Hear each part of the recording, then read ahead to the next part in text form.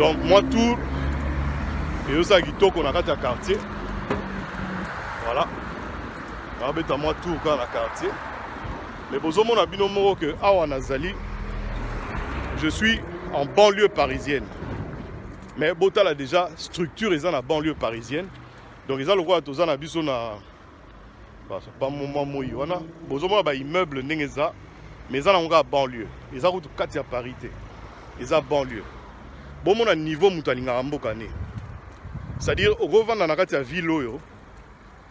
Au gros ba no pe que non, na okenanga pe parité pendant je sais pas même un an. Parce que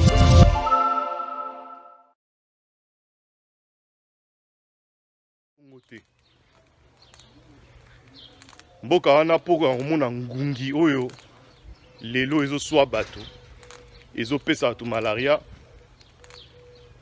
ezalaki rare pe ezalaki difficile. Moi je me rappelle encore à l'époque tozako sakana libanda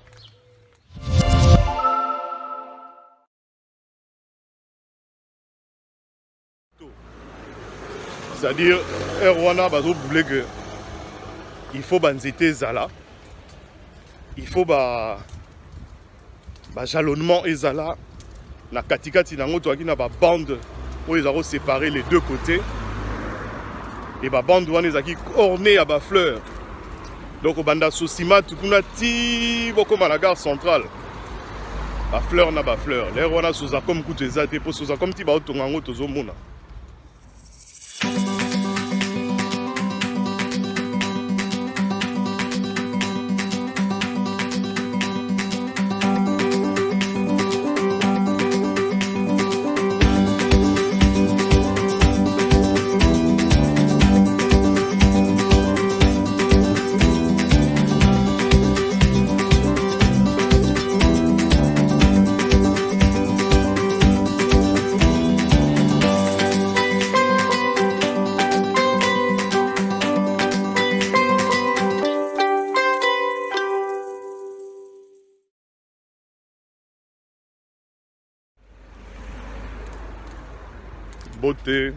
Mbote bandeko ya Kuli Media TV. Mbote bisika nyoso bo aliba mbote na bino. C'est votre humble serviteur comme d'habitude, Ombre Lili, le king de Paris. Eh ben lelo na yoko mona bino lisusu na mabota na bino na bandako na bino na betando ike na bino. Ote toka bola moi lisolo d'histoire. Na banza ki elinga ezala pe moi bénéfique pour na batu nyonso koluka koyeba ville na biso ya Kinshasa eza nini to pe ezalaka ndenge nini. Tokomeka na moi oyo toyebi parce que to vivre yango pe pendant longtemps na bamboka yango. Tozalaki na mboka yango tobotama ba côté ya bamboka yango. Ponga nazalaka kinois te na botama na kine te na ndenge ya naissance mais naza kinois na ndenge ke na kola na kine. Voilà. Donc na linga ina bete ya bino mwa lisolo ya Kisasa oyo nga na yebi ya époque nanga. En comparaison justement na Kinshasa ya lelo. Bandeko ya Kuli Media TV à travers émission yo nazo pesa pe mbote parce que balobaka o nyoso to salaka ezaraka souvenir à peu près bien o to yekola na ndenge ba ekolisa biso na baboti na biso. Souvenir ezé belé Kisasa époque. Donc là ba souvenir nanga ebandi à peu près ko surgir na kati ya mémoire nanga to kozala enregistré na kati ya mémoire nanga à l'âge de 3 ans et demi, 4 ans. Donc je me rappelle très bien des choses où il est cas à période où on a 3 ans et demi, 4 ans. Toujours on a qui ça salaire wana. Eza souka na mboka, souka na ville. Bon, heureusement, bah, illustration en même temps. Tant on a obéta l'isolo yo.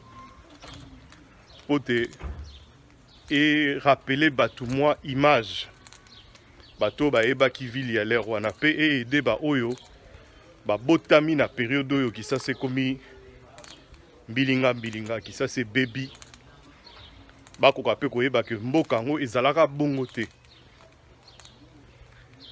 mboka wana poko komona ngungi oyo lelo ezo swa bato ezo pesa bato malaria ezalaki rare pe ezalaki difficile. Moi je me rappelle encore à l'époque tozakosaka na libanda na lopango na ba heure moko tardive pe mais tozaki na ba malaria te tozakozwa ba malaria te wana toza bana mike ba malaria ekomi kozwa biso tant tokomi na ba âge ya ba 10 ans 11 ans peut-être un peu plus 14 ans peut-être nde tokomi kozwa mwa ba malaria et puis ba malaria ngo ezalaki te ya ba 4 plus 5 plus te ezalaki ba malaria moko plus ezalaki kutu te ezalaki ka malaria obeli malaria basoigne yo esili nango pozwa yango susu ezakosenga susu ba mois peut-être pe ba année mais lelo malaria ekoma nango lokola pundu bazolamba c'est-à-dire oyo ndaku nyonso ekosala quoi. C'est un peu dommage et malheureux. Kinshasa toujours se rappeler que tozalaki na ba cabine téléphonique. Tozalaki na ba cabine téléphonique ba oyo ba hebite cabine téléphonique ezali téléphone ya nzela. Kisa sezaki na ba cabine téléphonique na nzela. Ba belge batikaka. Ezalaki kaka te na Matonge na ma campagne, ezalaki kaka te na Mbinza, ezalaki kaka te na Gombe. Mais ezalaki même na zone ya Kinshasa. Ezalaki même sur Sayo. Tozalaki na transport oyo mutu nyonso avandaka.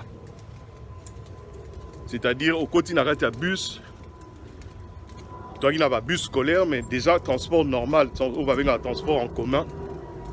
Au côté na kati ya bus na yo oza na place na yo assise et memi yo tina arrêt ba arrêt zaki à propre au kiti na arrêt. Moi je me rappelle encore, c'est vrai que biso donc ba classe toi qui na moi chance wana que ba parents ba ki na ba mituka ba kotika bino na ba chauffeur mais tant to ozwa pe moyen ya kosaka na moi muke na ba ninga to kota pe scolaire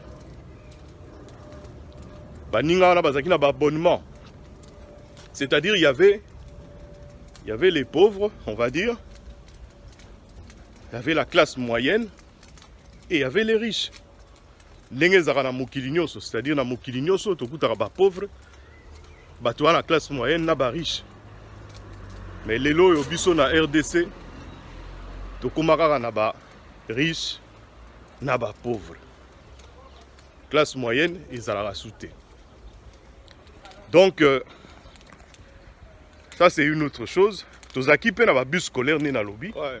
Donc, nazaro lo ba po ekataki na monaki kutute bo excusez-moi. Tant bazo tonga boulevard wana à l'époque ba osala ngona modèle moko ya poto. C'est-à-dire wana bazo boule que il faut banzete zala. Il faut ba jalonnement ezala. Na katikati nango toaki na ba bande où ils ont séparé les deux côtés et ba bande wana ezaki orné à ba fleurs. Donc au banda sosima tukuna ti boko na gare centrale ba fleur na ba fleur l'air wana soza comme kutu ezate po soza comme ti ba otonga ngo tozomona to diloko to yebi eza ba Regina ezalaki eloko to yebi eza ba bata ezalaki au biso tokuta au ba mindele pe batika. Bon, il y avait quelques bâtiments où bah colon batikaki. Voilà. Donc sur le côté il y a attraction na ba loisir parce que les lots on a remarqué que loisir est soutenu dans Mboka. Loisir et comment même d'ailleurs biso to kenda ba vacances ça au retour na mutu bon. Tout ça la ndenge ni non. toke na biso mwa kermesse moko efungwami na tel coin to tel coin, mais loisir ezaka komela masanga te na kolia. Biso à l'époque toaki na ba lac de ma vallée, toaki na ba joli site, toaki na cité de l'Oia, donc c'est na Sele kuna, na Sele place ezalaki piscine en Sele avec ba tente, toaki na ba tente, ezalaki na ba restaurant, ezalaki na ba attraction musu ba jeu, tozaki na foire. Foire oyo te ya lelo oyo bato bazokota foire bayebi te soki bake komela kaka so bakosani biso toki na foire mpenza oyo ozomona mina mwambe ezoleka, ozomona mina bajeu ezoya, présentation même bamindele baza koya bazoya koprésente babiloko ya sika oyo ebimi na poto. Moi je me rappelle que en 74 la foire il y a 74 74, mon père a acheté une voiture Celica na foire. Toyota Celica na foire parce que Toyota a sa présentation ba véhicule né à Sika à l'époque na foire. Alors papa yaki wana otala ba stand ezalaki kuna monsieur ezaki a Jekamine ku tout l'air wana 74 ezaki ya ba kilomoto.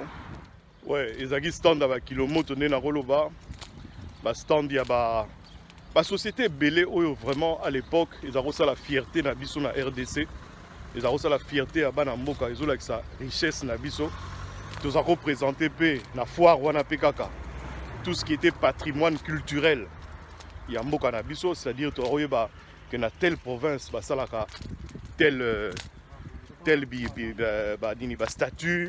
statue boeza uniquement pour la province boye ba présentaka ngona sansoyo ba présentaka ngona boye. Tout ça, c'était toute une histoire. Bah, Missou Sezaki écoute une vidéo. Pour quand la salle, mon gars, Mouinda Bazo expliquer bino, n'enge société en banda ou bien n'enge culture wana yamboka wana ezali. Donc nous sommes ezaki vraiment ezaki ba loisir et en même temps éducatif. Ils ont éduqué bateau, ils ont instruire bateau. Bana bazoye ba mboka na bango eza na valeur nini po lelo yo ezala na kati enseignement na biso ya RDC tozomona te esika nini programme moko boye eza prévu pona bana ya Congo penza batanga mboka na bango eza nango te ba européen ba ekolisaka bana na bango la culture européenne, l'histoire de l'Europe, ba asiatique oyo boyebi bino nyonso bomona lelo bazoya koconquérir bamboka nyonso Afrique. La Kisarabana na bango na classe histoire ya Asie. Ozomona. La Kisarabana na bango histoire ya Asie. Et puis ba continent nyonso tokoloba la Kisarabana na bango ba makambo ya mboka na bango. Mais biso toyeko lisarabana na biso histoire ya Europe. Bana na biso ba histoire ya Afrique te, ba histoire ya Europe. Eza mawa, eza pasi, ezo salapé. Suka na pasi bande kobola ndanga na bokebi makambo na oloba eza na makambo moko ya gravité mais eza instructif, ils ont pesa biso nyonso moyen ya comprendre un petit peu déroulement to ndenge nini to komiti na bafon boye, ndenge nini to komiti na se boye, ndenge nini to BBC mboka na biso parce que to koloba teke bato muto ba BBC yango biso moko to lingi yango te, biso moko to BBC yango te. En ce qui concerne Bamaramusu lokola oyo Mobutu ayaki nango ya salongo que mutu na mutu asala salongo tous les samedis liboso ndako na ye, mais c'était une bonne chose. C'était une bonne chose parce que ça va permettre que banzela au moins liboso bandako bato ezala propre, bato bayeba que non makambo wana ndenge eza wana ezosenga propriété po ngungi ezala te, maladi ya mabe eya te. Mais lelo yo tozomona ke mutu moko te asalaka salongo devant chez batutu baobwakela makambo nyonso na l'état oyo eza l'état mutu fo asala boye, eza l'état mutu fo amema babiloko, mais l'état mutu fo aya intervenir na moindre problème, même problème kaka ya pamba bato baswani l'état talela biso problème na yo moko ke osombaki kwanga no mezaki ya kopola l'état talela biso makambo ya kwango. Mais ozomona que situation ya bana mboka en fait bazoyeba te ba priorité na bango eza nini, devoir na bango pe eza nini, bazoyeba bango te. Ozomona bazoyeba te devoir kutu te, c'est-à-dire droit na bango, voilà. Bana mboka bayebi ba droit na bango te. Parce que lelo comment omoni mutu moko boye aza par exemple tozo exemple député. Député wana azopesa batu ba makoki, azo aider batu, azopesa ba mbongo, azopesa ba biloko, bazo benga grand prêtre. Ba benga grand prêtre parce que apesi bino ba biloko apesi bino, mais non. Il y a bino c'est-à-dire na koloba nini. Bino normalement il faut beau revendiquer face à ba député wana obo votaki. Bakende koloba devant le Parlement que vous avez besoin de misala, vous avez besoin de aide. Attends que aide il faut ça, c'est pas le député il faut ça là. Aide où dans la l'État. Député il y a l'État azo zoate place il y a l'État. Député azawana pour na masolo oyo akobeta devant le Parlement pour na proposer ba loi oyo bana mboka batindi pour l'intérêt ya mboka justement. Mais les autres, comment on a changement à Makambo, député comme un grand prêtre. Ma papa est un grand prêtre, c'est comment va député. Bilo connaît Zaki Kalao non, ils ont Makambo normalement tu vas collober la route tu t'es pour Zaki Makambo va voyou soi-disant, Makambo qui grand prêtre. Les autres députés soi-disant intellectuels pour la tangi ba classe. Ba misusu pe batanga na bango te pour ki député senga na ngote otanga totanga te so ba voter au koti eza na ba critère te, mais batu wana nyoso baza censé ba yeba loi baza ba règlement d'ordre de l'intérieur na kati ya Assemblée nationale ba yebi comment il faut se tenir vis-à-vis ya population na vis-à-vis ya médias.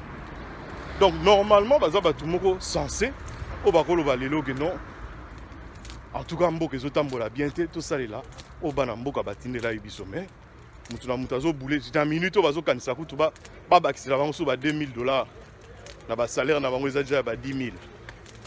Est-ce que c'est normal? Toroyoka pe côté mususo non ba biso 4800 siko to comment, mais dernièrement na utoyoka moko na bango lobby moko na émission na ebo ebi peu bien. A lobby que non, to za na 11 000 ce qui 11 000 et puis bazo senga sous 2000 et bakisa. Bande ko nanga vraiment atabino moko. Ils ont passé. Torosuka wapi. Tozongela lisolo na biso Kisasa. Kisasa ezaki ndenge na lobi na ba loisir. Tozaki na ba ngandayala. Tozaki na ba joli site. Na ba ngandayala, surtout ngandayala, tozaki tous les dimanches na dekolanga kufa fait à son âme Jonas Pires. Ba ebi. Jean-Paul Pires, place aux Ali, sur une habité, mais le sac au yayo yangwana. Bande konangana, tous les qui ne va dimanche mususu. Nangadayala, au sala moto. Tous les jeunes, tous les banamike, mais tous les loisir. Tous les sali moto. Après moto, bisonio sur kumbaniti nansele. Tous les nager na piscine, et zaki piscine olympique. Citoyens, malheureusement, sur place, na ingana zo ba image ya ba citoyens ndenge comme lelo.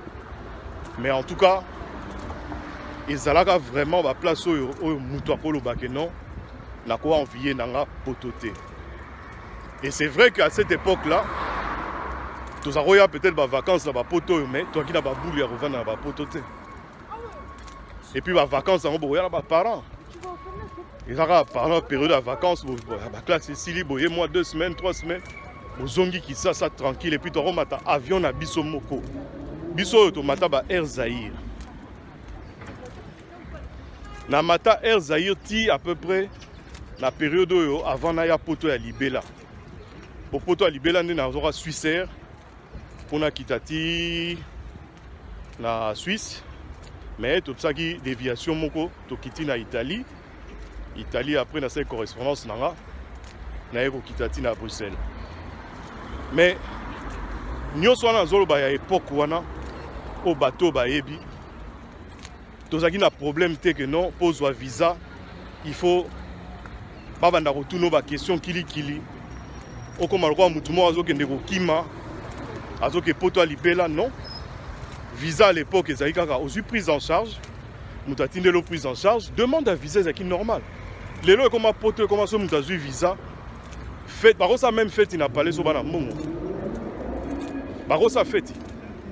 Mais à l'époque on ezalaki bongo te. À l'époque c'était ozwi visa na yo normal bana mai pe ba so bon na retour na retour. OK moi tour moi vacances moi vacances évidé après bozongi mboka ezalaki kitoko mboka ezalaki bien ozomona Kinshasa ezalaki na ba loisir nango eloko musu peut-être na kobosa na ba oyo baza kolandanga bayebi oyo akobakisa ngo na commentaire abakisi et ozalaki kitoko. Donc tozolinga to retrouver un peu déjà to bandana lelo ne to ba parce que na kosala on a ba province la plupart on a leka on a yebi. Prochaine émission aux province à bas Congo parce que n'attend kuna longtemps la salle internat et belé kuna. Mais pour le moment les lots tous sur la liste qui ça. Bande ko na obeta moi makolo. Na kati ya quartier kaka na tour kaka po na ko somba moi ngulu na nga pour les lots ya vendredi. Alors baba week-end nde ngulu aliaka mona na ye. Donc moi tour et ça kitoko na kati ya quartier. Voilà. Abeta moi tout dans la quartier. Mais bozomo na bino moko que awa nazali je suis en banlieue parisienne. Mais Botal a déjà structure ils en la banlieue parisienne. Donc ils ont le droit tous en abiso na pas moment moi wana bozomo ba immeuble ndengeza mais ils ont la banlieue. Ils ont tout katia parité. Ils ont banlieue. Bon mon niveau mutalinga mboka ne. C'est-à-dire au govana na katia ville oyo okolo bano pe que non na okenanga pe parité pendant je sais pas même un an parce que ozana nyoso na katia ville wana eza ba banlieue tozo ngolo ko Paris ko eza ko Gombe oh est-ce que tu as le droit bon to benga onini c'est lembao to ouais to abiso na commune à Selembao to abiso na commune à Ngiringiri Topelemba. Donc c'est-à-dire bon na kati ya Kisasa kaka mais oza na banlieue.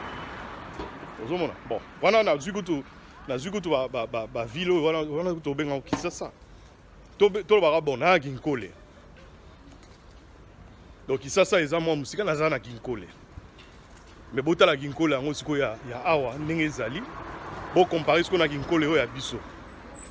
Or toza na mboka wana, mboka oyo eza na matière nyonso na moyenne nyonso ya kokomisa ngo koleka oyo tomona oyo nyonso tomona ekoleka ngo c'est-à-dire ne bomona ba tram boye nzela ya tram yango wana ba immeuble oyo tout ça mboka na biso ekoki koleka yango na blague te donc na jemuke donc à peu près entre 10 et 15 ans ceux qui vraiment bato batie mayele na bango balobi que non à partir de lelo to kipe ya biso mboka to kipe ban ekolo ekoleka nango ba mboko.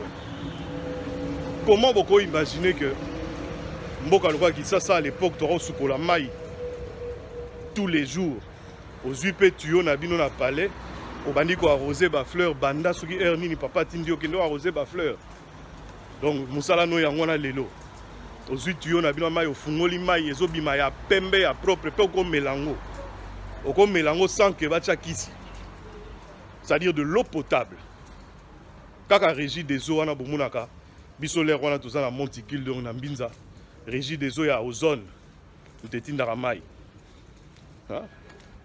est-ce que c'est normal vraiment que lelo vraiment que lelo bana mboka vraiment bazanga mai to mai ebima ya mwindu to ebima ya chocolat mai ekomi ressource moko on dirait diamant.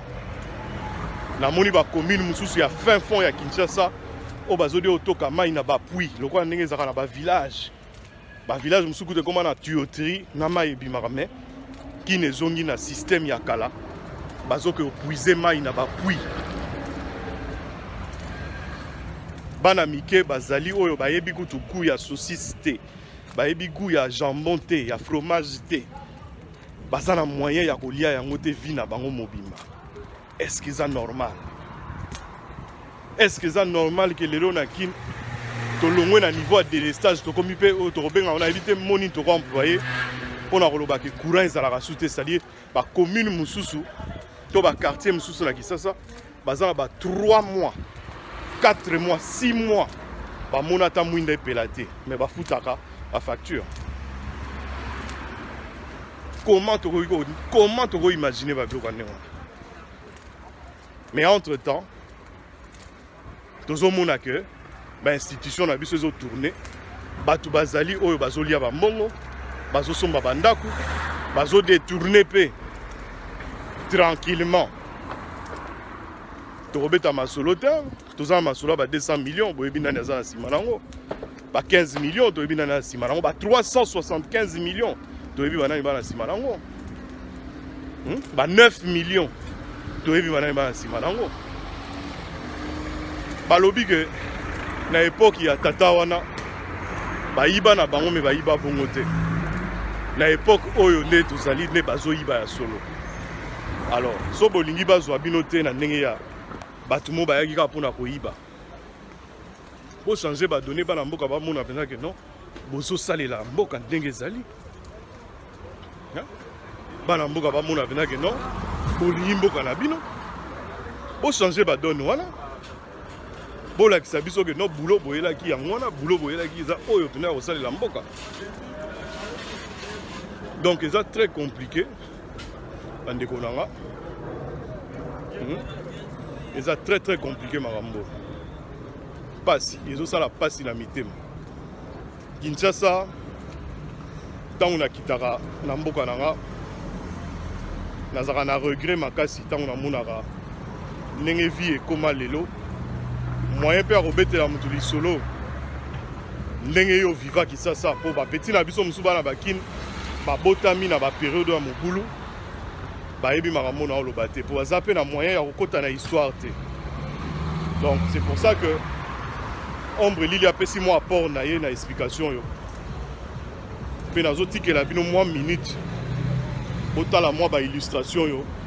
Ezo rappeler biso époque ya solo pena ya RDC quoi. RDC à solo. À tout à l'heure.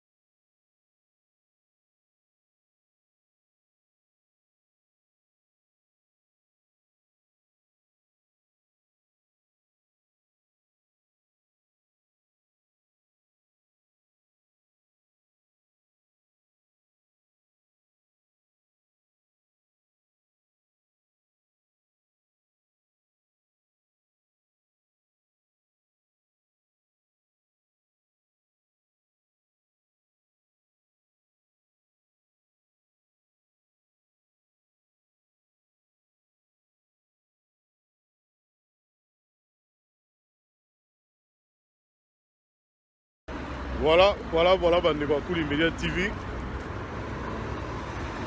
Bouti kolanda moi, ba illustration wana, on a titré du vino pour bomona un peu histoire ndemte lobaka, histoire ndemte pesaka makamu. Bomoni bino moko Kisasa ndenge ezalaki na ba ane wana. Et tokoki éventuellement kozongisa ngo ndenge ezalaki. Na effort na biso. Na otozwa tabana ngai.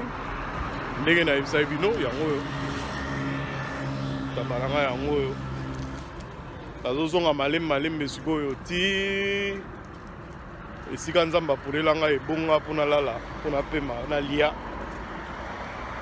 Donc comme je disais, en tout cas vous avez plaisir ya mingi tozongisa mboka na biso wana ndenge eza surtout capitale nano na ba province kutu so tobi tobanda kobeta lisolo nde na kobeta bino lisolo par exemple ya Bas-Congo bamisusu bakolela baoyo bazalaka kuna bainternat oyo biso totanga oyo ezalaka modernise ezalaka na banzungu électrique lelo bakoma kolamba na makala mais wana eza lisolo tokobeta yango leo tokosala émission na biso ya Bas-Congo. Voilà un petit peu, chers amis. Donc nazozonga na ebonga ndenge nakoloba conseil ekozalaka que bana RDC bana Kinshasa bana ya capitale tolinga mboka na biso tolinga ville na biso totikela kaka gouverneur te mosala nyonso totikela kaka bakambi te misala tu effort ya moto na moto ekosenga que ville wana ezonga ndenge ezalaki liboso kwa po ekoki kozonga nango nde nalobi na batemps moko ya mokuse 1 an non 1 an te qu'est-ce que je raconte 15 ans RDC mobimba na 15 ans tokobongisa masolo nango tokosalela yango vraiment eloko moko ya kitoko. Voilà quoi. Donc bisika nyonso bozali bo partager massivement émission na biso oyo bo s'abonner massivement na Kuli Media TV pour tous en besoin d'abonnement na bino pour epesa biso moins notoriété na niveau ya YouTube. Tout ça la makambo yo pour na mbongo te parce que YouTube ne rapporte rien na sina lobango na émission moko. Par contre, ça nous permet justement d'être en relation avec nos proches, en relation avec vous, nos abonnés, tout le temps. Pour toper ça n'ara sango et ça l'ira bien. Voilà, mes chers fidèles internautes. Nenga na lobaka, na répéter on li sous-souté. Bandeko ya monticule, bambote na bino. Bana matonge, bambote na bino. Bana bandal, bambote na bino. Bana ya RDC mobimba, bambote na bino nyoso. Voilà, donc petit nanga chiko na state ya yo yango wana. Koko Chino de Bachino, mon fils, ya yo yango wana. Vini Vita, fiston, ya yo yango wana. Dédé, Gloria, Yabino yango wana. Terry Cécile, ya yo yango wana. Et tobakisi sous suka. Moi Françoise, oyi tobakisa sous tobakisa sous. Bisous bisous na bino nyonso. Pe tomonani na mikolo yo ezoya. Merci beaucoup. À très très bientôt. Bye bye.